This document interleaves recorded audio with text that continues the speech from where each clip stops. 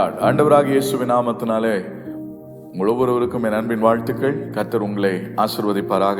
வேதத்திலிருந்து ஒரு வசனத்தை நான் வாசிக்கிறேன். என்னோடு கூட இருந்து அந்த வார்த்தைகளை கேட்கும்படி உங்களை அன்போடு கூட கேட்டுக்கொள்கிறேன். ஏசாயா தீர்க்கதரிசன புஸ்தகத்தில் 26வது அதிகாரம் 3வது வசனத்தில் சொல்லப்பட்டிருக்கிறது, உம்மை உறுதியாய் பற்றி கொண்ட மனதை உடையவன் உம்மையே நம்பி இருக்கிறபடியால் நீர் அவனை பூரண சமாதானத்துடன் காத்துக்கொள்வீர் என்று சொல்லி. ஆமென். அன்புக்குரிய தேவனுடைய பிள்ளைகளே, உம்மை உறுதியாய் பற்றி கொள்ளுகிற மனம் யாருக்குள்ளெல்லாம் இருக்கிறதோ அவர்களுடைய வாழ்க்கையில அவர்களுடைய தேவைகள் சந்திக்கப்பட்டு அவர்களுடைய வாழ்க்கையில சமாதானம் பெருகும், குறைவுகள் நிறைவாகும், அவர்களுடைய தேவைகள் சந்திக்கப்படும் என்று சொல்லி பார்க்கிறோம். உதாரணத்திற்கு நீங்கள் பார்க்கும் பொழுது ஆபிரகாம் தன்னுடைய வாழ்க்கையில அவனுக்கு வாக்குத்தத்தத்தை கொடுத்து ஆண்டவர் அவனை அழைத்து வந்தார். ஆனால் இன்னும் அந்த வாக்குத்தத்தங்கள் நிறைவேறவில்லை.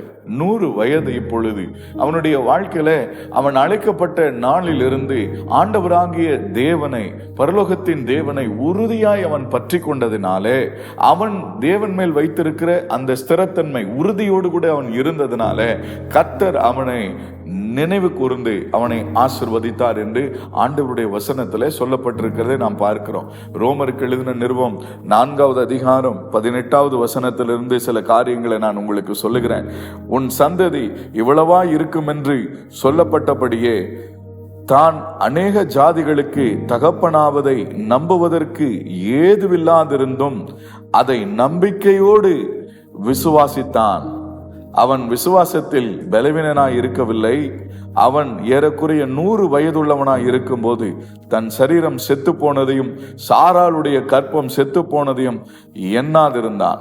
தேவனுடைய வாக்குத்தத்தத்தை குறித்து அவன் அவிசுவாசமாய் சந்தேகப்படாமல் தேவனுடைய வாக்குத்தத்தம் பண்ணினதை நிறைவேற்ற வல்லவராய் இருக்கிறார் என்பதை முழு நிச்சயமாய் நம்பி தேவனை மகிமைப்படுத்தினான். ஆகினாலே அவனுடைய நம்பிக்கை உறுதியாய் இருந்ததினாலே அவனுடைய நம்பிக்கை அவனை வெட்கப்படுத்தவில்லை. அவனை ஆண்டவர் சமாதானம் உள்ள மனிதனாய் மாற்றினது போல உங்களையும் இன்றைக்கு நான் உங்களுக்கும் நல்ல ஒரு வார்த்தையை சொல்லுகிறேன். நீங்கள் ஆபிரகாமை போல உறுதியாய் ஆண்டவரை பற்றி கொண்டு அவருடைய வாக்குத்தத்தத்தின் மீது, வசனத்தின் மீது நம்பிக்கை வைத்திருப்பீர்களே ஆனால், அதை பற்றி கொண்டு நீங்கள் ஜெபிப்பீர்களே ஆனால், நிச்சயமாகவே கர்த்தர் உங்களுக்கு சமாதானம் உள்ள வாழ்க்கையை தந்து ஆண்டவர் ஆசீர்வதிப்பார். வயதோ சூழ்நிலைகளோ பொருளாதாரங்களோ ஆண்டவருக்கு பெரியதல்ல. உங்களுடைய நம்பிக்கை, அந்த ஸ்திரத்தன்மை மாத்திரம் என்றைக்கும் குறையாமல் பார்த்து கொள்ளுங்க. எத்தனை ஆண்டுகள் கடந்தாலும் தேவன் உங்களை ஆசீர்வதிக்க அவர் நல்லவராயிருக்கிறார். உங்களுக்காக நான் ஜெபிக்கட்டுமா? நல்ல ஆண்டவரே, இயேசுவின் நாமத்தினால் இப்பொழுது நான் சொல்லுகிறேன், ஆம் ஆண்டவரே, ஆபிரகாமை போல உம்மை உறுதியாய் பற்றி கொள்ளுகிற மனதை உம்முடைய பிள்ளைகளுக்கு நீ தந்து அவர்களை ஆசீர்வதிக்க வேண்டும் என்று சொல்லி நான் ஜெபிக்கிறேன். ஆண்டவரே, சூழ்நிலைகளையும் வயதையும் எந்த ஒரு காரியத்தையும் இவர்கள் மனதிலே கொள்ள வேண்டிய அவசியம் இல்லை. வார்த்தைகளை கொடுத்தவர், வாக்குத்தத்தங்களை கொடுத்தவர் உண்மை உள்ளவர், அவர் நிச்சயம் நிறைவேற்றுவார் என்று சொல்லி ஆண்டவர் பேரில் அவர்கள் நம்பிக்கை வைத்திருக்க உதவி செய்யுங்க.